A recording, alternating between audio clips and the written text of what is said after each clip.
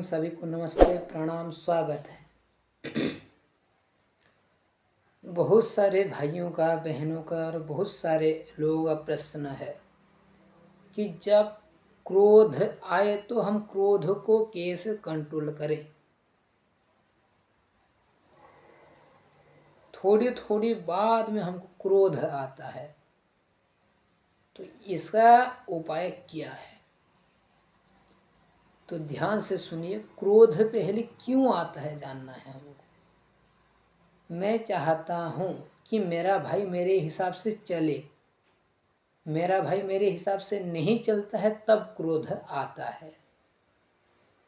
मैं चाहता हूँ कि मेरा पत्नी मेरे हिसाब से चले, मेरे हिसाब से नहीं चलती है तो फिर क्रोध आता है। मैं चाहता हूँ कि मेरा जो नौकर है इतना इतना काम करे, उतना काम नहीं करता है, फिर क्रोध आता है। हमारे मन के विपरीत, हम जो चाहते हैं उसके विपरीत होता है तब क्रोध आता है। यह है क्रोध आने का कारण।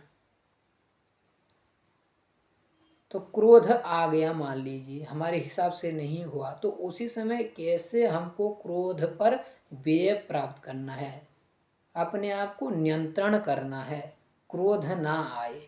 इसके लिए पहला यह सोचना है कि ईश्वर जो चाहता है, ईश्वर के हिसाब से भी सब नहीं होता है, तो मेरे हिसाब से कैसे सब होगा। आपको थोड़ा दिक्कत होता होगा, क्यों? क्योंकि मैं बोला कि ईश्वर के हिसाब से भी सब नहीं होता है। तो उसका प्रमाण क्या है, सुनिए। ईश्वर क्या चाहता है कि संसार में व्यभिचार, दुराचार, अन्य अत्याचार हो? नहीं चाहता है।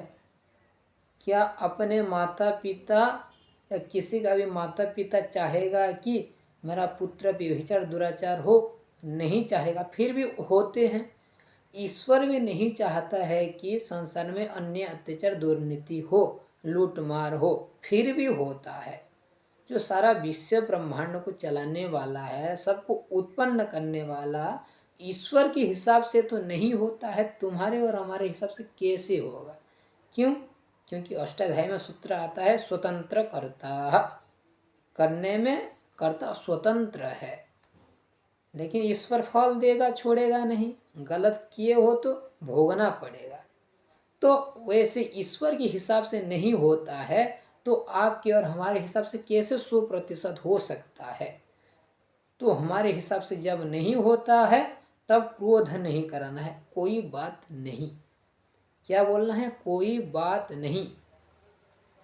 चलो, ईश्वर के हिसाब से तो नहीं होता है, तो मेरे हिसाब से कैसे हो सकता है? तो उसी समय क्रोध नहीं करना है, अपने आप को नियंत्रण करना है। और किसी भी चीज कब मानव करता है? जब लाभ दिखता है। आप सोचिए और देखिए, साधु संतों को सुनिए कि क्रोध करने से क्या क्या लाभ होता है, क्या नहीं होता है, तो क्या क्या क्षति होता है। और क्रोध ना करें तो क्या क्या लाभ होता है। क्रोध करने से पहले हम जलते हैं, तो जलने से हमारा बुद्धि नष्ट हो जाता है, स्मरण शक्ति कम हो जाता है। तो ऐसे करके जो क्रोध करने से जो जो हानियां हैं उसी को अच्छे से जाने, और क्रोध ना करने से क्या क्या लाभ मिल सकता है अच्छे से जाने। Angry is a harmful for everyone. सबके लिए क्रोध दुश्मन है। उसी समय पानी पी लें, उसी जगह को छोड़ करके चले जाएं। जहां हमारे हिसाब से ना होता है उसी जगह को उसी समय छोड़ करके चले जाएं।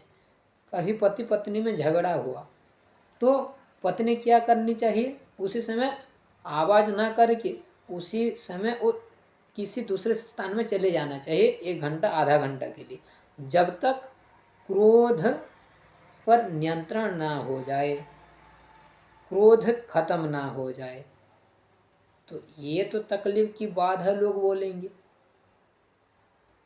बस ये तकलीफ की बात है। लेकिन अभ्यास वैराग्याभ्यम तन निरोध, अभ्यास और वैराग्य के द्वारा हो सकता है। अभ्यास करना है, जब एक शिशु चलता है, छोटे समय से चल नहीं पाता है, बार बार अभ्यास करता है तो चल पाता है।